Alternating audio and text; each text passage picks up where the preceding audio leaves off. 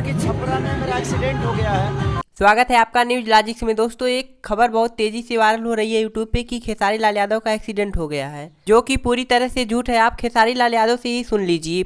नमस्कार, प्रणाम।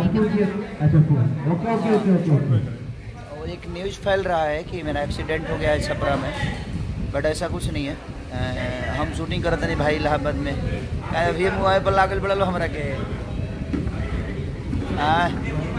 की करा, हमारा जिला से ढेर तकलीफ है भाई। तो और मैं अभी शूटिंग कर रहा हूँ अपने सिनेमा, अभी नाम रखेंगे हम लोग, फिलहाल मंटुआ के नानी है। और ये जिला चंपारण कुली नंबर 1 राजा जानी के डायरेक्टर लाल बाबू पंडित। मैं स्वस्थ हूँ। ये गलत न्यूज़ है। मेरा एक गाना रिलीज हुआ है, रेसलिंग लगा के मेहंदी लगा के रखना थ्री का। आप एंजॉय करिए और अपने बेटे को ऐसे आशीर्वाद और प्यार देते रहिए। Love you.